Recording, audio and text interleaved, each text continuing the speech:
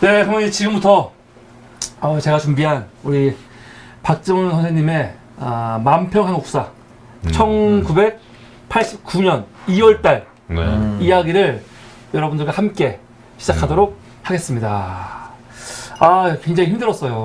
이게 어떤 것들은 딱 보면 이건 뭔지 알겠다. 그게 있는데 어떤 것들은 진짜 어려운 것도 있는데 이거를 내가 하나하나 해결할 때마다 이 성취감. 이거였구나. 이 그림을 누신 이유가 이거였구나. 이런 것들. 그런데 또 해결 못하는 게 몇 개 있기도 하고. 이런 쾌감이 있습니다. 굉장히 재밌습니다. 이거 너무 진짜. 진심으로 지금. 선생님, 부항을 맞아갖고 지금 굉장히 아픕니다. 그래? 약발이 더 들을 수도 있어. 맞습니다. 정신이 바짝. 예. 앞에 보이는 만평은 2월 1일. 만평입니다. 2월 1일 만평. 중간평가 신임투표. 이거는 우리가 지난 시간에도 말씀을 많이 했는데 노태우가 대선 공약으로 자기는 중간평가 하겠다 그랬거든요. 그렇죠. 사실 이때 중간평가는 자리를 걸고 하는 거예요. 중간에도 국민들이 인정하지 않으면 난 내려오겠다. 그거였어요. 근데 이것 때문에 중간평가 때 되게 재밌는 게 민정당, 그게 여당이죠. 민정당이 중간평가를 대하는 거, 또 민자당, 김영삼이 있는, 그리고 평민당, 그리고 김종필 공화당이 다 달라요, 입장이. 서로와의 정치적인 입장이 다 다른 거야. 우리가 생각했을 때는 야당은 중간표가 해서 노태우 끌어내리고 싶잖아요. 그리고 민주당은 반대할 거 하잖아. 근데 오늘 만평은 뭐냐면 민정당이 하자고 하는 거예요, 지금. 우리의 성과를 믿지 않는다면 보여줄 건 이것밖에 없다. 오공비리 수사 엉망으로 했잖아요. 이런 거를 물타기 하자는 거지. 또 88 올림픽이 끝난 지 얼마 안 됐기 때문에 자신감도 있고. 그래서 실제로 평민당 김대중은요 반대예요. 그렇죠. 하지 말자고. 저 하면 안 된다. 이거 오히려 불리하니까. 그러니까 우리가 생각할 때 되게 좀 아이러니한 거죠. 그래서 이 기사를 보면 이런 기사가 있습니다. 민정당 중간평가 조기 실시하기로 했다. 이런 게 있죠. 그러니까 오히려 민정당은 하자는 거예요 지금. 그런 입장. 그래서 이거에 대해서 노태우는 사실은 애매한 거죠. 본인 당사자니까. 그래서 하기 싫은 거지. 이런 마음들이 있어요. 이게 2월 1일 날 만평이었고 그리고 2월 8일 날 가면은 또 한 번 나와요. 중간평가는 끝났다라는 만평이. 이거 뭐냐면 위에 아마 구정, 설날, 명절도 있고 밑에는 금강산 있잖아요. 지난주에 했지만 정주영이 북한 가면서 그 이슈가 커지거든요. 근데 이것만 있는 게 아니고 그 전날 기사를 보면은 노태우와 김영삼이 회담을 해요.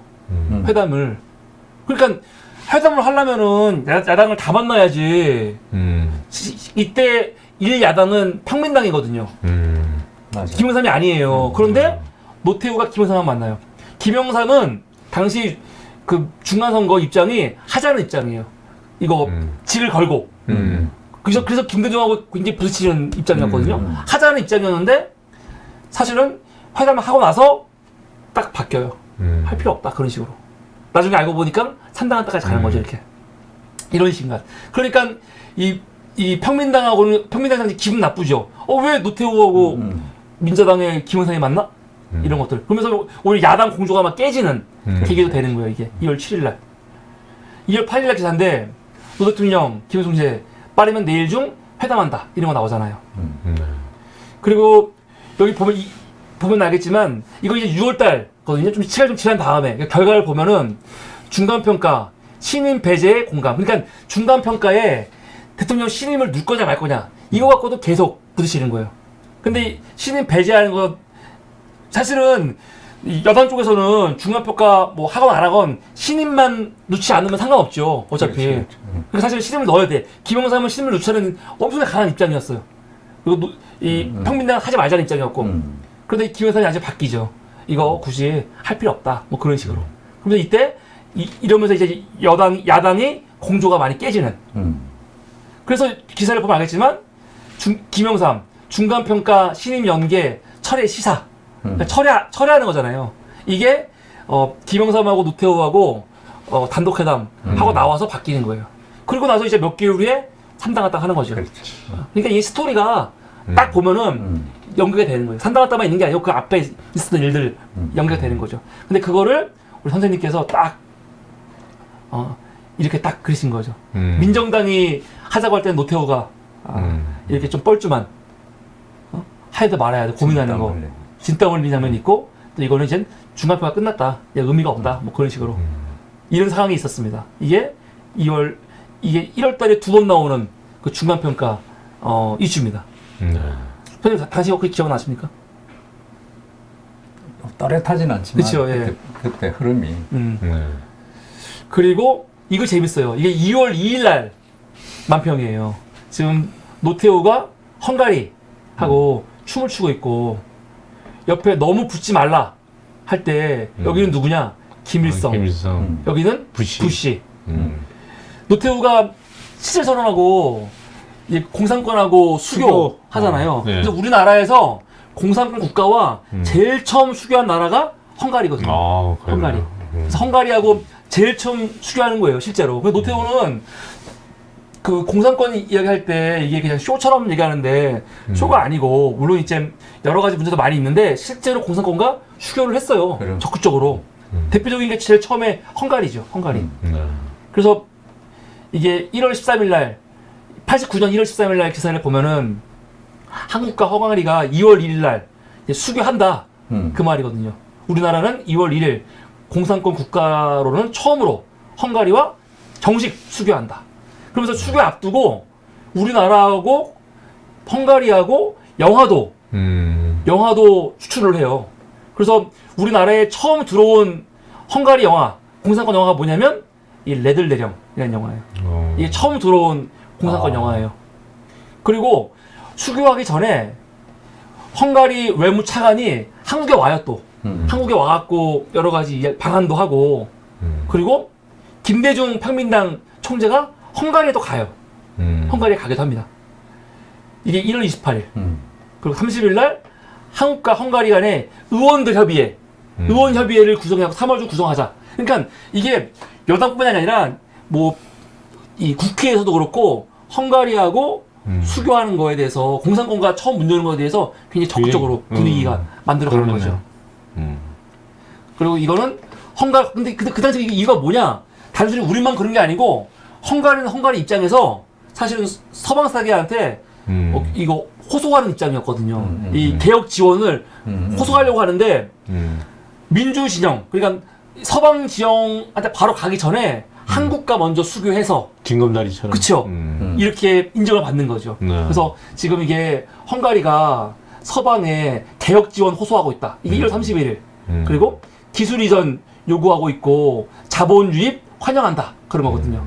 당시 그로스 서기장. 그로스 서기장이 대단한 사람이 사실 이 사람이.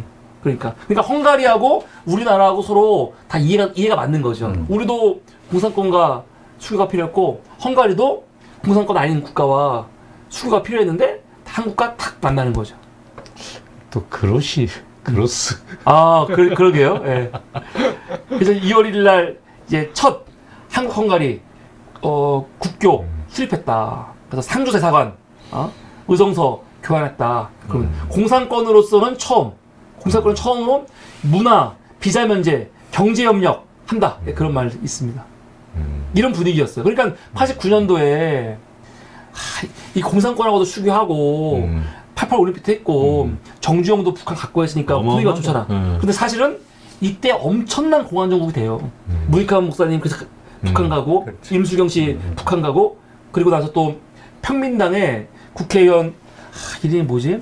국회의원 한 사람이 북한에 갔었거든요. 이것 때문에 진짜 엄청난 공안 정국이 나거든요. 막 그때 실제로 이거 국가보안법. 국가보안법을 고문도 하고 그리고 김영삼 이걸 김대중 엮어갖고 김대중 정치 인생 끝내려고 했던. 그러니까 이것 때문에 노태우가 나쁜 놈의 욕을 먹는 거예요. 도대체 뭐냐?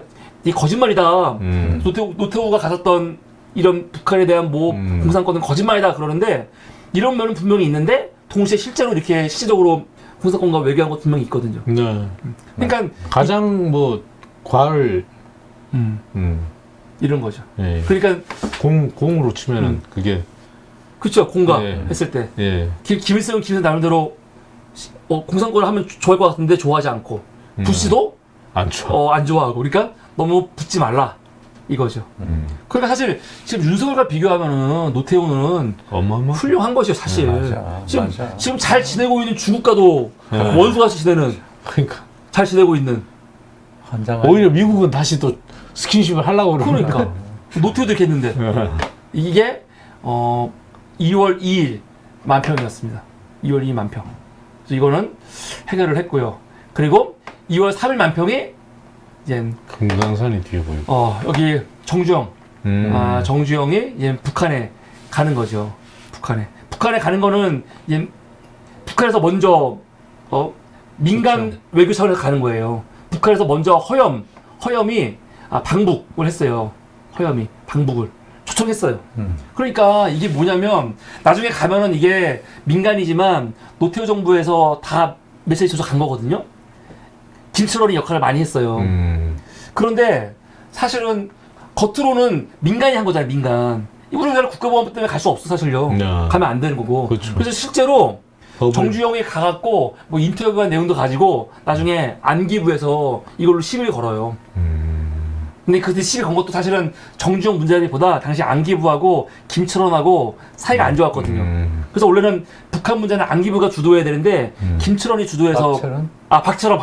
박철원이 주도해가지고 갔다 왔고 정주영이 북한 오자마자 사실은 안기부가 찾아보냈어요. 데려오려고. 근데 그거 무시하고 바로 청와대로 가갖고 박철원 만나거든요. 그래서 안기부가 열받아갖고 데려간 다음에 너 북한에서 뭐라고 했지? 하면서 이거 국가보안법으로 기소한다고 막 압박하고 그러거든요. 그런데 하여간 겉으로는 민간 외교. 근데 이런 거 보면서 느끼는 게 지금은 민간 외교 같은 게 아예 없어요. 한 라인도 없고 막. 완전히 그래서 완전히. 그쵸. 완전히. 네. 그러니까 정말 끔찍한 거예요. 또 이용하려고 그러니까 그러니까. 참 기가 막힌 일이죠.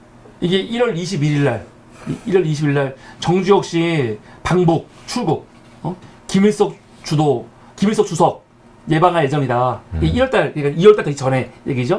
그리고 금강산 개발, 그리고 합작 투자 협약했다 하는 거거든요. 그러니까 이때부터 나온 거예요. 이때부터 이 김대중 대통령 6.15 선언하고 그때 된 게 아니고 이때부터 이미 금강산 문제라든가 아니면 투자 합작 같은 거는 이때부터 있었던 거예요. 이때부터. 또 정주영 씨는 사실 정치적인 걸 떠나서 본인이 고향이 또 북한이고 북한이니까. 실제로 그런 사명의식이 있었던 것 같아요. 실제로. 있었어요. 진짜로. 그래갖고 본인의 한이기도 하고 소망이고. 소망이고. 그래서 1월 21일부터 이날 출발이야. 21일부터 2월 7일까지 16일 일정으로 간 거거든요. 당시 기사 한번 보면은 정 회장은 북한 측과 금강산 개발 문제, 그렇죠? 그리고 북한 하병법에 의한 합작 투자 문제, 경제 교류 문제 등을 협의하겠으며 고향 친지들도 만나볼 예정이라고 밝혔다. 그러니까 민간에서 얘기하는 거지. 근데 본인이 이런 걸 어떻게 얘기하겠어? 다 정부에서 받침이 되니까 하는 거죠. 그렇죠. 그러면서 기사가 나오는 게 2월 1일 날 북한과 금강산 공동개발 합의했다. 아니 기업이 어떻게 북한하고 합의를 마음대로 해요. 합의했다는 거 아니에요. 이 얘기는 기사가 2월 1일 날 크게 났고. 그러니까 정부도 바로 2월 2일 날 금강산 개발 승인하겠다 하는 거잖아요 지금. 그래 이렇게 정주영 때까지만 하더라도 분위기가 굉장히 좋았어요. 좋았지. 굉장히 좋았어요. 좋았지. 보안정국 아니었고 분위기 좋았고 언론들도 북한 간 거에 대해서 막 엄청 좋아하는 그런 느낌이었거든요. 근데 이제 그게 그냥 문익환 목사님 북한 가고 그러면서 이제 완전히 그런 문제들이 바뀌는 거죠. 분위기가. 민정당 금강산 개발 합의는 60 방북정책 가시화 첫 사례. 그러니까 민정당에서도 지금 금강산 개발하겠다는 거 민간인인 정주영이 가서 금강산 개발 합의했다는 거 굉장히 높이 평가하는 거 아니에요. 그렇지, 지금 그렇지. 민정당도 그렇지. 그러고 있는 거예요. 2월 4일 날 보면은 금강산 병역 대비 특례법 조정 예정. 그냥 민간 하고 오니까 정부에서 특례법 만들겠다. 전남 기구 만들겠다. 그러고 있는 거죠. 나중에 노태우가 본인이 직접 얘기해요. 정주영 씨 방북은 정부의 심부름이었다. 이런 식으로 얘기를 하죠. 그러니까 이게 사실은 난 굉장히 좋은 사례라고 생각해요. 민간인을 이용해갖고 정부하고 뭐 직접 말하기 되게 껄끄러운. 더군다나 이때는 우리가 이전까지 북한하고 뭐 한 것도 없어요. 아무것도. 그렇죠. 그러니까 민간을 이용해갖고 얘기하는 거 아니에요. 그러니까 정중하게 간 거란 말이야. 근데 지금은 어떠냐고 지금. 더한 거예요 거꾸로 지금요. 가고 있어 완전히. 지금 더한 거예요. 그러니까 그럼. 지금 30년이 이렇게 완전 뒤집어져. 이거 다 뒤집어서 음. 오히려 이 긴장 관계를 이용하려고 하니까. 너무너무 한 거죠. 아니 김여정이 요번에 남조선이라는 표현 안 쓰고 항상 남조선 얘기했잖아요. 북조선, 남조선. 그렇죠. 이거는 우리 존중이죠. 한민족이라는 거잖아. 존중. 이번에는 처음으로 대한민국이라고 했거든요. 아. 우리나라를. 대한민국이라고 호칭했어요. 음. 그게 뭐냐면 많은 사람들 나와서 얘기하지만 이제는 남남. 남남이다 이제 서로 완전히 남이다 그거거든. 아니 지금 보니까 윤석열도 통일부 거의 없앨 마음이던데요. 통일부 없앨 마음이잖아. 통일부의 역할을 지금 북한 인권 통일부냐. 를 해외에 알리겠다 뭐 하면서 지금 아유. 북한 공격하는 그 카드로 통일부를 쓰려고 하잖아요 지금. 그러니까 지금 북한 문제는 정말 보통 문제가 아닙니다. 땅을 치고 통곡할 일. 그래서 제가 여기서 퀴즈가 해결이 안 된 게 뭐가 있냐면 검사는 왜 그랬을까? 선생님께서 다 이거 있을 거거든요 분명히. 이건 알겠어. 이거 다 알겠어. 세 번째 검사가 지금 걔네들 뒤에 전두환 같이 누구를 얻고 가는데 이걸로 왜 그러셨을까? 앞에는 실향민 같고 할머니. 이거 다 이거인데 다 이해가 되지. 그렇지. 이걸 왜 그러셨을까? 이게 조금 이해가 안 됐어요. 이 퀴즈가 해결이 안 됐어. 검사.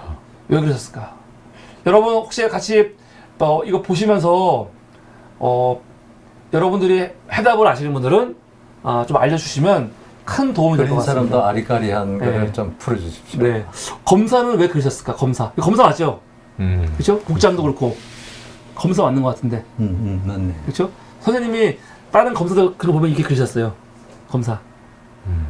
노태우 얼굴인가? 얼굴은 노태우. 노태우예요? 노태우. 노태우 얼굴에 검이라고 한 거네요. 노태우가 검찰을 사용하거나 그랬다고 봐야지. 그런 거구나. 네. 하여간 이게 조금 해결이 안 된. 그 기사에도 없나? 기사에서 못 찾았어요. 못 찾았어. 네, 이거 관련된 걸 못 찾았습니다. 이 문제는 좀 미제로 남겨놓고 다음 이슈 다음 넘어가 볼까요? 그리고 이제 이게 2월 4일 만평. 이거는 뭐냐면 50 그 비리 수사가 꼬리자르를 끝났다. 꼬리가. 그래서 지금 이게 보통 검찰이 일반 검찰이 이런 식으로 꼬리자르로 그리고 나중에 이 보통 검찰에서는 이순자와 전두환 같은 경우는 뭐 조사도 안 하겠다 뭐 그런 식으로 끝내버리거든요. 그러니까 이만큼 잘했으면 됐지 하니까 옆에 특검, 감찰 해야 한다고 야당당 대표들이 있는 거죠. 김종필, 김영삼, 김대중이. 그래서 이때 특검 지금 말하는 특검이에요. 그 특별 검찰 해야 된다. 그겁니다. 2월 2일 날 보면은 이제 50 수사 발표를 하거든요. 그래서 50 비리로 9명을 구속해요. 9명을. 그 대표적인 게 이제 장세동. 장세동 구속으로 끝내는 거예요. 이 수사를. 그렇지. 장세동 구속으로. 장세동도 왜 구속이 되냐? 50 비리 관련해가지고. 딴 것보다도 뭐 기사 많이 나오는데 뭐 인허가 문제 같은 거 있어요. 그런 문제 뭐 받아냈다. 그러니까 50 비리라는 게 여기 보면은 뭐 대기업들이 1위 재단과 세세대 유경회, 세세대 유경회 등에 1천억 원에 달하는 돈을 낸 것과 관련 검찰이 구체적인 수사 내용도 공개하지 않으면서 특혜받은 사실이 없다고 밝힌 점과 검찰이 그냥 끝내버렸어요. 이렇게 일부 드러난 정치자금 수수 내용을 밝히지 않은 것도 문제점을 시작했다. 그러니까 진짜 중요한 건 이런 거거든요. 1위 재단이라든가 이 정치자금. 근데 이런 거는 다 그냥 날려버렸고 실제로 문제 삼은 거는 50과 관련해가지고 이 장세동이 뭐 이거 있어요. 그 장세동이 아마 그 모르더라 그 인허가 문제 뭐 해결하려고 국채부 이용한 게 있어요. 그런 거 이용한 거. 그러니까 별것도 아닌 거. 별것도 아닌 건 아니지만 50 비리했을 때 우리가 생각하는 거 있잖아. 그런 건 다 없애버리고 별것도 아닌 걸로 그냥 몇 명 구속한 걸로 끝내버렸거든요. 그래서 당시 한겨레 기사 보면은 검찰의 무능과 한계 입증한 50 수사. 그래서 임시국회에서 특별검찰 입법 관찰하라 이런 기사가 나오는 거죠. 그래서 그래서 이거와 관련해가지고 선생님이 쓰신 만평입니다. 2월 4일. 꼬리. 동화에 웃고 있잖아 지금. 표정이 웃고 너무 있잖아. 참 익살 맞으면서 얄미우면서 그러니까 자신감 넘치는 뭐 이럴 줄 알았어. 능구렁이처럼. 그런 검찰은 항상 검찰을 상징해서 이게 노태우 얼굴을 항상 그리시면서 노태우 이거 여기 정부의 칼이니까. 그러니까 네. 이게 2월 4일 만평이었습니다. 2월 5일 만평. 이거는 이제 내용이 좀 들어가는 건데 이때 이게 현대중공업이 파업을 했거든요. 노동자들 파업. 우리 지난주에 봤지만 노동자 파업들 꽤 있었고 정부가 굉장히 강하게 진압을 하잖아요. 네. 그리고 테러도 있었고 막. 근데 지금 그런 문제 때문에 현대중공업이 파업을 했어요. 파업을 했는데 얘가 지금 아빠 설날인데 같이 안 놀아? 이런 말이 왜 나오냐? 88년 12월 13일 날 현대중공업 파업이 시작이 되거든요. 근데 현대중공업이 파업이 되면서 이게 울산이잖아요. 네. 울산. 근데 12월이에요. 그런데 이게 장기화된다. 장기화돼. 장기화되면서 사실은 설날까지 지나가는 거거든요. 단체 협약 거부와 현대중공업 파업. 그러면서 울산 자체가 경제가 마비돼 버리는 거예요. 사실은 설날이 대목이잖아요. 그렇죠. 대목인데 50일째 파업하니까 월급도 안 나오잖아요. 월급 안 나오니까 가정들, 시장들 당연히 뭐 멈춰버리지. 울산 같은 경우는 현대중공업 관계자들 빼면은 없어요. 그렇죠. 이게 인구가 어마어마한데 그러니까 아예 멈춰버리는 거야. 현대중 파업 50일째 신음하는 울산. 회사도 그래도 시민도 큰 타격. 당연하죠. 근로자들도 그럼. 돈 안 쓰니까 시장은 뭐 마비돼 버리는 거지. 마비돼 버리는 거. 당연한 거죠. 그래서 부두엔 내장 못한 배가에 손실 400억. 근데 조선일보 기사잖아요. 이거 보고 있으면은 결국은 뭐냐면 팔이 날리는 시장 하면서 파업하는 노동자들이 문제다.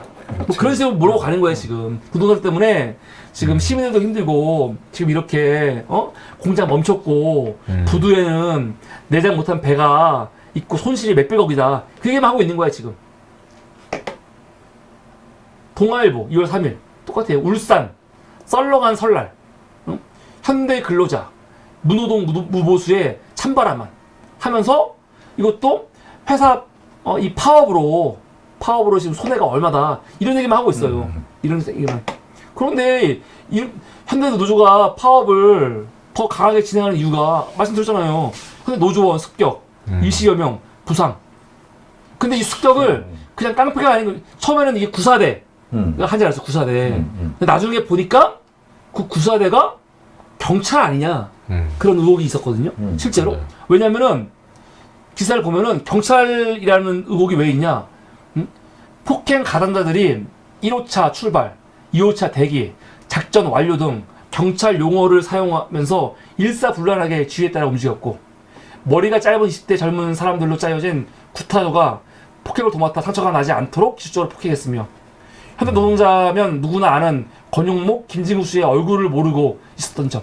그렇기 때문에 이 사람들이 과연 회사에 있는 구사가 맞냐.